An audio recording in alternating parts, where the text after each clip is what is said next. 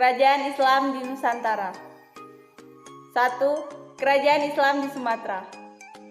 Menurut catatan Tome Pires, dalam Suma Oriental 1512 sampai 1515, bahwa di Sumatera, terutama di sepanjang pesisir Selat Malaka dan di pesisir barat Sumatera, terdapat banyak kerajaan Islam.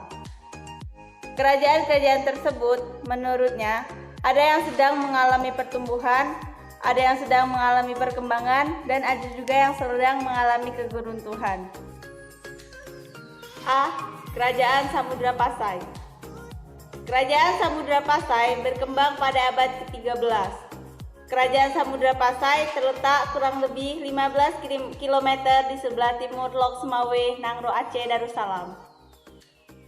Berikut ini sumber sejarah yang menerangkan Kerajaan Samudra Pasai. 1. Berita Marco Polo yang menerangkan Marco Polo singgah di daerah Samudra Pasai pada tahun 1292 Masehi.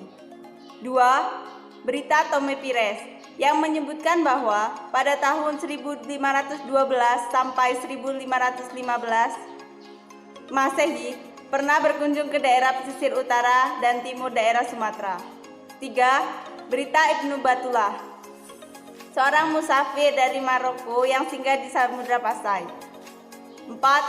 Nisan Sultan Malik As-Saleh berangkat tahun 696 H sampai 1297 Masehi.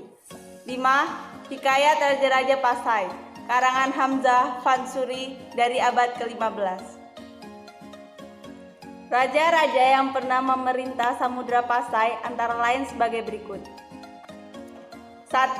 Sultan Malik As-Saleh. 2. Sultan Muhammad Malik Zahir.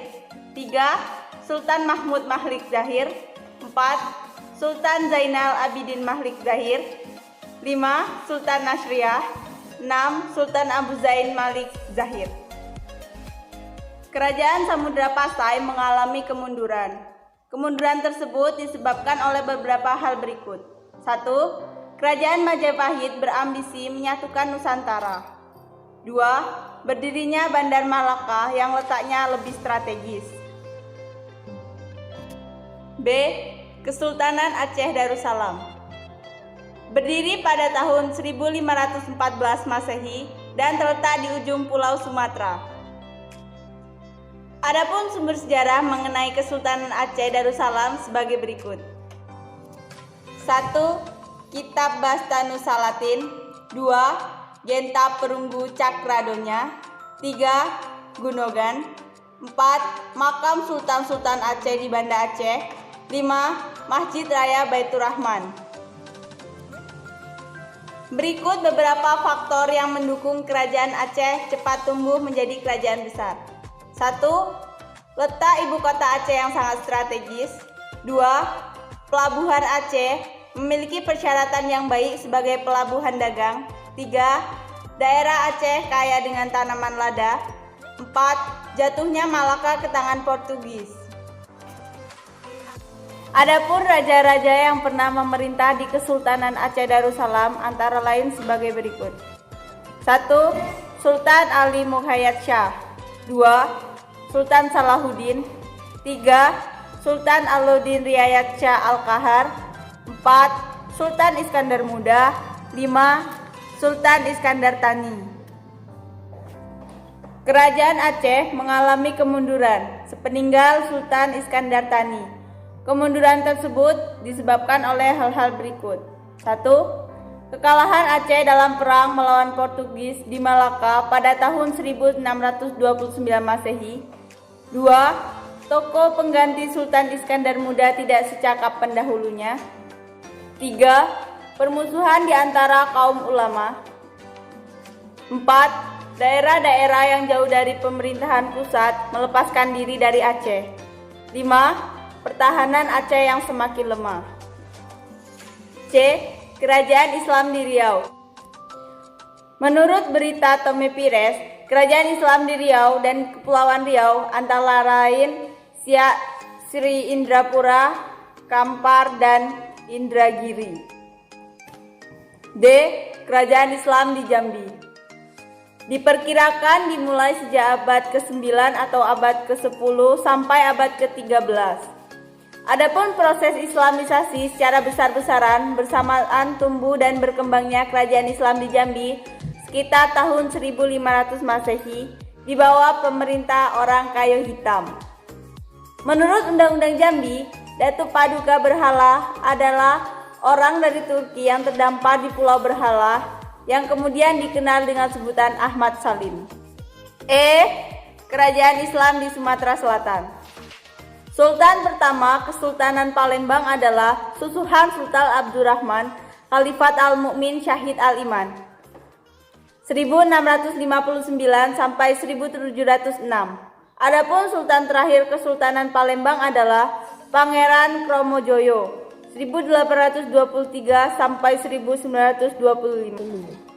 Pada tahun 1837, salah seorang pemimpin padri, Tuanku Imam Bonjol, ditangkap dan dibuang ke Cianjur, kemudian ke Minahasa. Dan tertangkapnya Tuanku Imam Bonjol, daerah Minangkabau, menjadi bagian dari Hindia Belanda. 2. Kerajaan Islam di Jawa. A. Kerajaan Demak. Para ahli memperkirakan kerajaan Demak berdiri sekitar tahun 1500. Kerajaan Demak secara geografis terletak di Jawa Tengah. Berikut ini faktor-faktor yang mendorong berdirinya kerajaan Demak. 1. Jatuhnya Malaka ke tangan Portugis yang menyebabkan para pedagang Islam mencari persinggahan dan perdagangan baru, misalnya di Demak. 2. Raden Patah. Pendiri Demak masih keturunan Raja Majapahit Brawijaya V.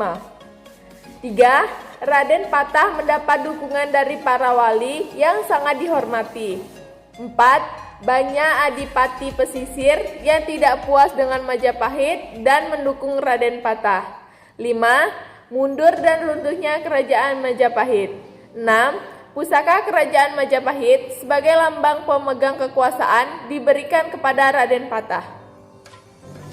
Raja-raja yang pernah memerintah di kerajaan Demak antara lain Raden Patah 1500 sampai 1518 Masehi, Adipati Unus 1518 Masehi sampai 1521 Masehi, dan Sultan Trenggono 1521 sampai 1546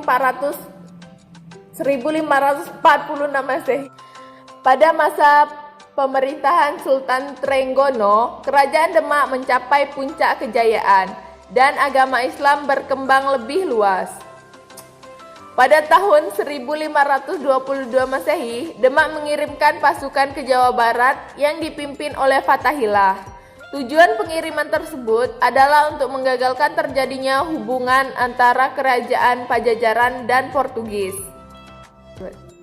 Salah satu hasil peninggalan budaya kerajaan Demak adalah Masjid Agung Demak. B. Kerajaan Mataram. Setelah kerajaan Demak berakhir, berkembanglah kerajaan Panjang di bawah pemerintahan Sultan Hadiwijaya. Kehidupan sosial masyarakat kerajaan Mataram bersifat agraris. Pada tahun 1755, dengan campur tangan VOC, kerajaan Mataram dibagi menjadi 2 wilayah dengan melalui perjanjian Giyanti. Berikut isi perjanjian Giyanti. 1. Kesultanan Yogyakarta atau Ngayogyakarta Hadiningrat diperintah oleh Mangkubumi dengan gelar Sri Sultan Hamengkubuwono I. 2. Kasuhunan Surakarta atau Kasunanan Surakarta diperintah oleh Sri Susuhan Pakubuwono III. C. Kesultanan Banten. Berkembangnya kerajaan Banten tidak dapat dipisahkan dari peranan raja-raja yang pernah memerintah di kerajaan Banten. Adapun raja-raja tersebut diantaranya sebagai berikut. 1. Hasanuddin 1552 sampai 1570 Masehi. Hasanuddin diangkat sebagai raja pertama di Banten. 2. Panembahan Yusuf 1570 sampai 1580 Masehi.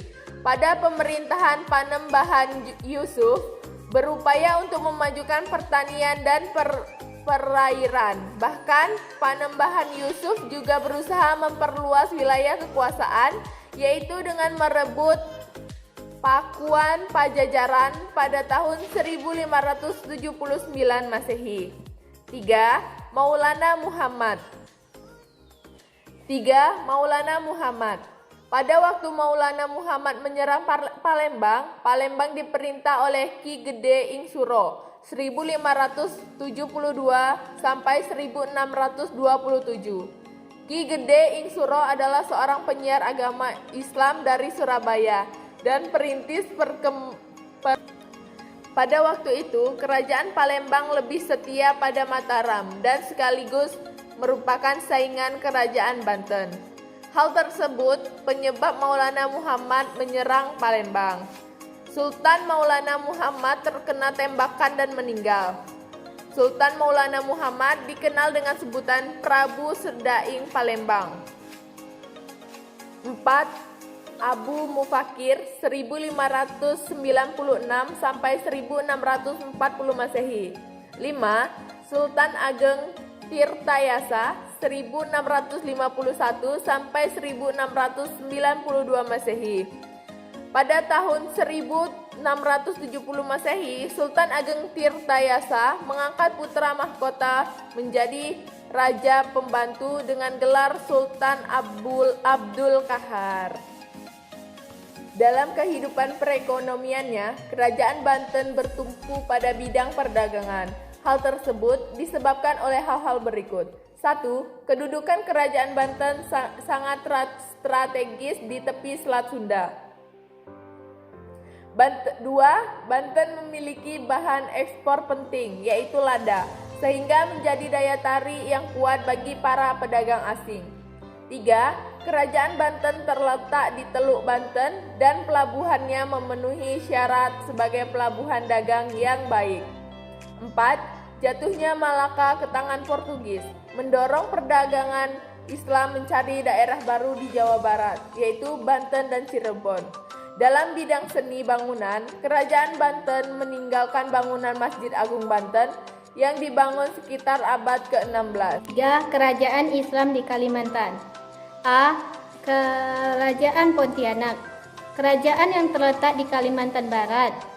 Pada abad ke-17, kerajaan Tanjung Pura dan Lawe berada di bawah pengaruh kekuasaan kerajaan Mataram, terutama dalam upaya perluasan politik dan menghadapi ekspansi politik VOC.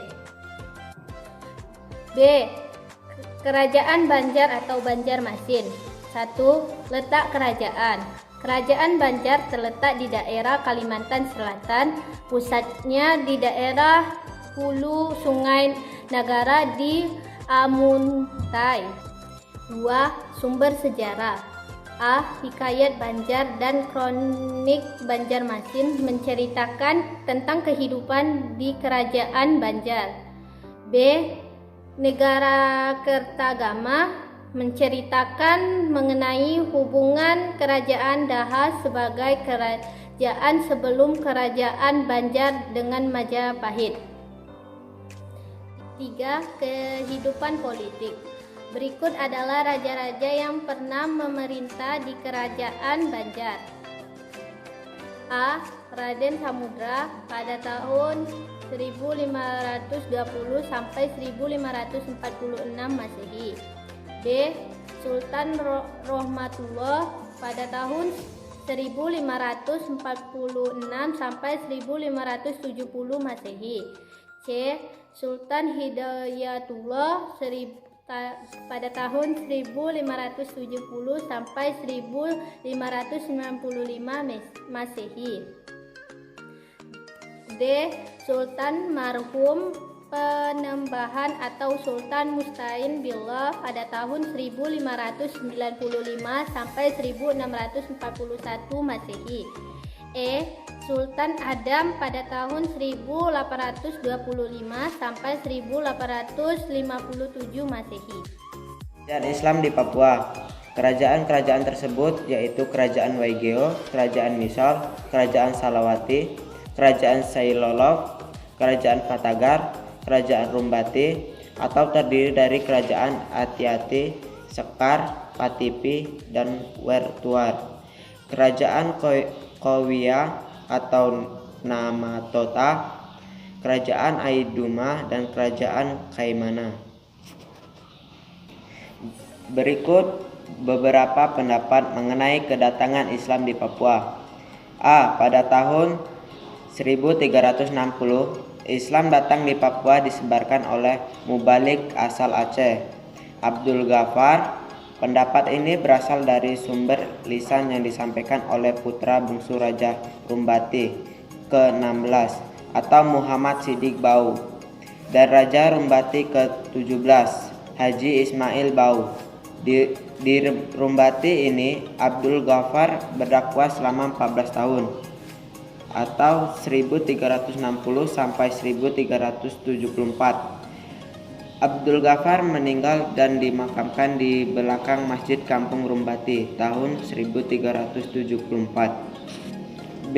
Pendapat yang menjelaskan bahwa agama Islam pertama kali mulai diperkenalkan di Papua di Jazirah Onin atau Patimunin Fakfa oleh seseorang sufi bernama Syarif Mu'az Al-Khodhan dengan gelar Syekh Jubah Biru dari negeri Arab. Diperkirakan pengislaman tersebut terjadi pada pertengahan abad ke-16. Buktinya yaitu dengan adanya Masjid Tunasgain yang berumur sekitar 400 tahun atau dibangun sekitar tahun 1587. C. Pendapat yang mengatakan bahwa Islamisasi di Papua atau khususnya di Fakfak dikembangkan oleh perdagangan Bugis melalui Banda dan Seram Timur oleh seorang pedagang dari Arab yang bernama Hawetan Atamini yang telah lama menetap di Ambon. Proses pengislaman dilakukan dengan cara khitanan. 7. Kerajaan Islam di Nusa Tenggara. A. Kerajaan Selaparang. Diperkirakan sejak abad ke-16 Islam hadir di daerah Nusa Tenggara atau Lombok. Islam di Lombok diperkenalkan oleh Sunan Perapen atau putra Sunan Giri. Kemungkinan masuknya Islam ke Sumbawa melalui Sulawesi, yaitu melalui dakwah para mubalik dari Makassar antara tahun 1540 sampai 1550. Selanjutnya berkembang kerajaan Islam di Lombok. Salah satunya adalah Kerajaan Selaparang. B. Kerajaan Bima. Bima merupakan pusat pemerintahan atau kerajaan Islam yang menonjol di Nusa Tenggara. Raja pertama kerajaan Bima yang memeluk Islam adalah Rumatamabata Wada yang bergelar Sultan Bima I atau Sultan Abdul Qahir. Berikut sultan-sultan yang pernah memerintah di kerajaan Bima. 1.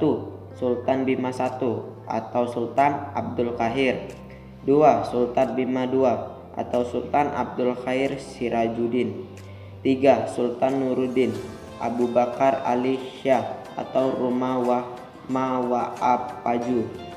4. Sultan Abdul Hamid Muhammad Syah. 5. Sultan Muhammad Salahuddin.